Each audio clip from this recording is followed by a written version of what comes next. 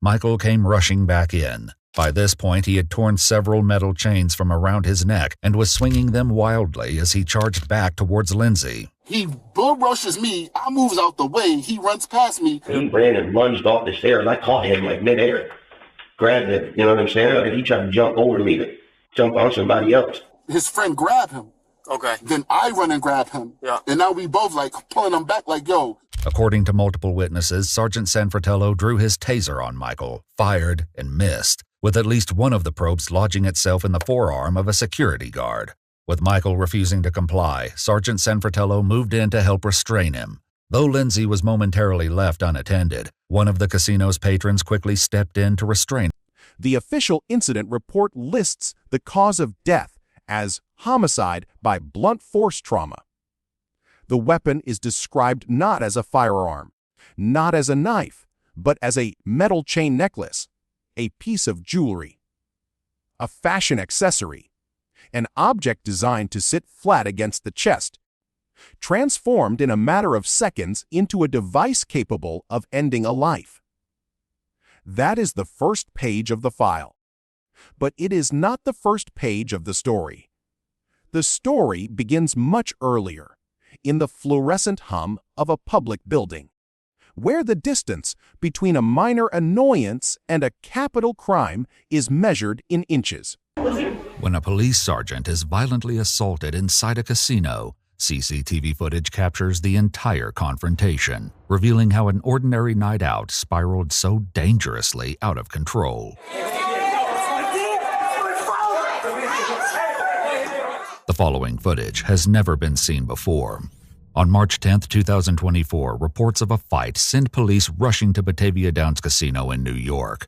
Radio traffic indicates that a sheriff's sergeant is being assaulted by a highly combative couple. Where's he at?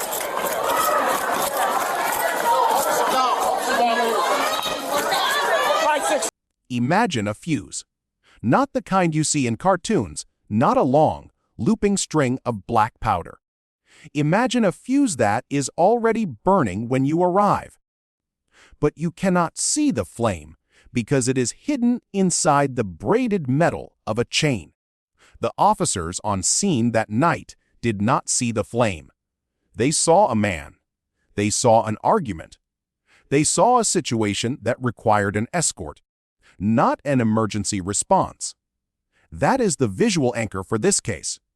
A lit fuse hidden inside a necklace, burning silently while everyone argues about who is being disrespectful and who is being ignored. That is the entire tragedy in a single image. Before we go deeper into what the documents actually show, make sure you are subscribed to Police Bodycam Legal Analysis, because we do not just cover the story, we follow the evidence. The body camera footage begins not with violence, but with confusion. The radio dispatch is clipped, almost routine. A disturbance. A refusal to leave. Officers are called to manage a man who will not accept the authority of a bartender. In the hierarchy of police work, this is the bottom rung. It is a complaint about line jumping, about service, about tone of voice. The legal system has a name for this kind of offense: disorderly conduct. It is a violation, not a crime. It carries a fine. It is the kind of citation that you might forget about by the next paycheck. But that is where the cognitive dissonance lies. Because the system treats the beginning of this encounter as a nuisance, while the end of this encounter is treated as a homicide. The same person, the same badge, the same building. The system cannot decide if this is a small problem or a fatal one until it is too late. Witness statements and the footage itself tell a strange story. The man is loud. He is argumentative.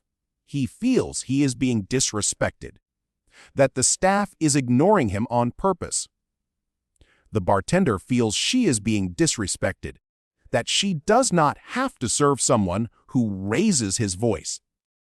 Two people, both absolutely certain they are in the right, both absolutely certain the other is the aggressor. At the crowded bar, a disagreement quickly developed over how long the group had been waiting for drinks. From Cody's perspective, he and his friends were simply being ignored. The bartenders, however, would describe the interaction very differently. I went over there, and he was saying, "You're serving this person, this person, this person. You're not serving us." And, I said, "I don't need to serve you. It is not my job to serve somebody who's disrespectful. I don't need to do that." And it just, escalated. And so he was like, you, I can't get a drink like what I do to you. You're acting crazy. Your job is to serve me. so I told him, I said, That is the bureaucratic standoff. And into that standoff walks a law enforcement officer. The officer is not there because of a stabbing. He is not there because of a burglary. He is there because two people cannot agree on the cut of a bar line. It is the most mundane conflict imaginable.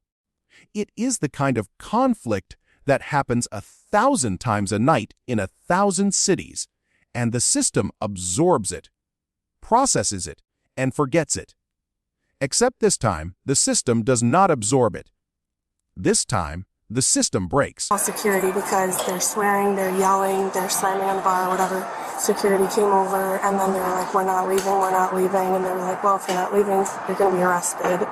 A security officer soon arrived to escort the couple out of the casino. Moments later, he was joined by Genesee County Sheriff Sergeant Thomas Sanfratello, who was working at the casino on a special assignment detail that evening. His arrival does little to defuse the situation. Well, they're going to sheriffs. They know me. A couple of them know me. I'm like, I got him. Here is the irony explosion. The man is told to leave. He does not want to leave. He feels that leaving would be an admission of guilt, that it would prove he was the one who started the fight. So he resists. The officer tells him he is under arrest. The charge is trespassing, or disorderly conduct, or obstruction. The words are all the same in the moment. They mean, you are no longer free to stand here. The man hears those words and something inside him detonates. Not a rational calculation, not a strategic decision. A chain reaction. He rips the necklace from his own neck. He does not reach for a gun. He does not pull a knife. He grabs the thing that was already around his throat, the thing that he put on that morning without a second thought. And he swings it. The chain is not a weapon until he makes it one. The officer is not a victim until the first blow lands. As I've got him going out, something happens with Lindsay behind us that we don't hear. He's like, oh, my. I hear the sheriff say, you're under arrest. Puts her down. When he put her down, that's when Buddy started going crazy. Though Cody was present for the altercation, he later admits he was too intoxicated to clearly remember what happened next. Fortunately, a responding security officer recalled the events in vivid detail. Her boyfriend starts going ballistic. Yeah. Get the off my girlfriend, da-da-da-da-da. So I grabbed him. I said, yo, you got to go. Yeah. You leave. Man, his friend is trying to help me. Like, yo, get out, bro. It's good. The medical examiner's report uses a phrase that is worth pausing on Unsolved: blunt force trauma. It is a legal term, a forensic term. It sounds clinical, sterile, like something that happens in a laboratory. But in plain English, it means the force of a moving object striking bone and tissue with enough energy to rupture blood vessels and stop a heart. The object in question is a metal chain.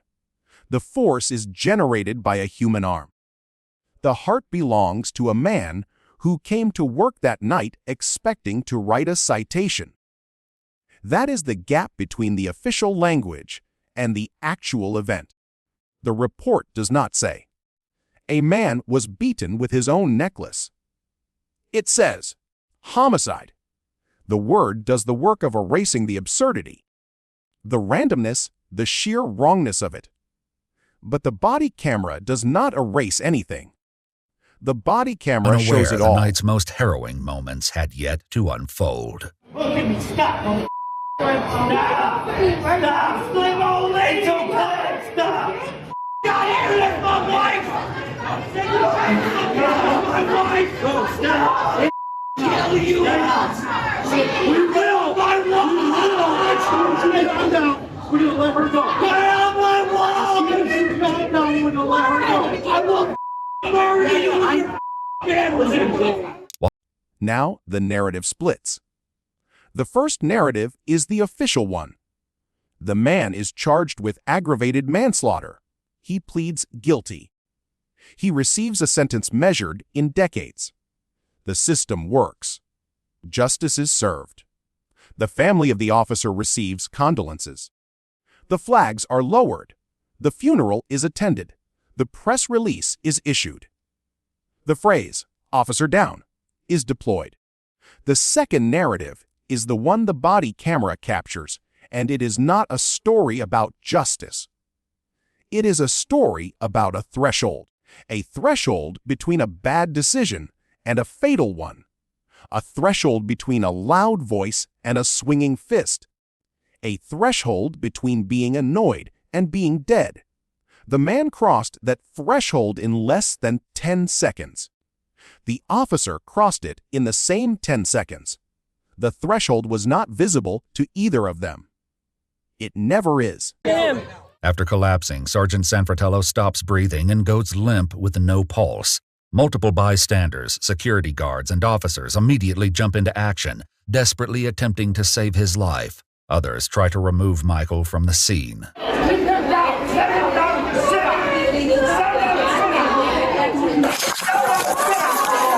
Quit! Quit! Go ahead, no. Quit! I'll break your Here is the ticking clock moment. The officer arrives on scene, and the man is still wearing the necklace. The chain is against his skin, hidden under his shirt, inert. The officer does not see it as a threat. The training manuals do not list necklaces as weapons.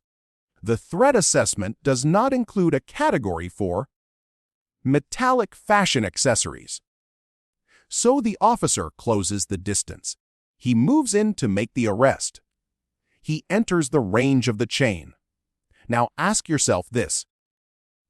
How many seconds did the officer have between the moment the man's hand went to his own neck and the moment the first blow landed? 2 seconds. 3. The footage shows the chain coming free, the arm arsing, the sound of metal on flesh. The officer had no time to draw a weapon, no time to create distance, no time to do anything except absorb the impact. That is the thriller element. Not a slow investigation, not a manhunt, but a fuse that burns in real time. How many seconds does it take for a necklace to become a murder weapon? The answer is fewer than you think, and that is the question the entire case forces us to confront. The moral refrain for this case is simple. The chain did not see the badge. The chain did not see the badge. The chain did not see the badge. Paramedics soon arrive at the casino, taking over life-saving efforts for the sergeant and deploying a Lucas device, a machine designed to perform uninterrupted CPR. Once secured over his chest, the device begins delivering rapid, forceful compressions. While paramedics work, officers and security personnel try to make sense of how his heart stopped. Recent cardiac history, right? He was just sick. Yeah, I believe so. I believe he was out for cardiac. His heart It is the only explanation that makes sense of the senselessness. The man did not target the officer because he was a law enforcement agent. He targeted the officer because the officer was the nearest object of his rage. The chain did not know the difference between a bartender and a sergeant. It was a piece of metal, and it did what metal does when it is swung with enough force. It broke something. The badge was irrelevant to the chain. That is what makes this case so difficult to process. It was not an assassination. It was not an ambush. It was a man losing control of his own body, his own hands, his own clothing, and the resulting chaos killed a human being. The badge did not protect him. The training did not protect him. The chain did not see the badge. The court records contain a detail that is easy to miss. The man had no prior record of violence, no history of assaulting officers, no documented pattern of aggression toward police. He was not a fugitive. He was not a member of any organized group. He was a man at a bar who felt disrespected, and he escalated and escalated and escalated until the only thing left to do was swing. The system will call this aggravated manslaughter. The man will spend 20 years in prison, but the records also show that the entire confrontation, from the first raised voice to the final blow, lasted less than half an hour. 20 years for 30 minutes. That is the math the system uses to calculate consequences. And yet the system cannot calculate the weight of the necklace. It cannot measure the force of the swing. It can only measure the outcome. As the sergeant's son watches on, paramedics continue life-saving measures for more than 45 minutes. However, despite their best efforts, it becomes clear that no amount of life-saving intervention can revive Thomas Sanfratello, and he would be pronounced dead as a result of the assault. While his family and friends mourn the devastating loss, detectives at the police station deliver the news to Michael and Lindsay. The unanswered question is not about guilt. The man is guilty. He admitted it. While his family and friends mourn the devastating loss, detectives at the police station deliver the news to Michael and Lindsay. I do want to let you know, and I don't know if anybody told you, the deputy died tonight. The deputy that was there, I don't know if anybody told you this yet or not, but he died. No. No, way, bro. I didn't want the way he died. I don't want no. I didn't do nothing. The question is about the nature of the threat. Every officer is trained to read a room, to scan for weapons, to identify the bulge of a firearm or the glint of a blade. But no officer is trained to look at a necklace and see a garrote. No officer is trained to see a chain as a blunt force instrument. The training is built on the assumption that weapons are objects designed to be weapons. But this case proves that anything can be a weapon if the hand holding it decides to make it one. A necklace, a belt, a shoe, a set of keys. The list is infinite, and the training is finite. So here is the question you should sit with. If the instrument of death was an object that no threat assessment would flag, was the officer ever actually safe?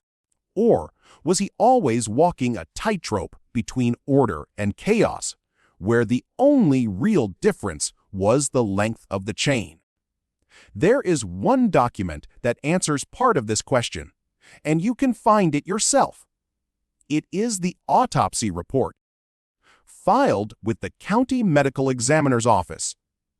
It lists the exact dimensions of the chain, the location of the lacerations, the depth of the contusions. Read it.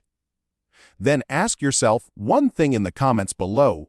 When you look at that evidence, do you see a weapon? Or do you see a piece of jewelry that became something else for exactly 3 seconds? Because the difference between those two things is the difference between a man who went to work and a man who never came home. On December 17, 2024, Michael Elmore pled guilty to aggravated manslaughter in the first degree and obstruction of governmental administration in the second degree. He was sentenced to 20 years in prison, followed by 5 years of post-release supervision, as well as a concurrent 364-day sentence for the obstruction charge.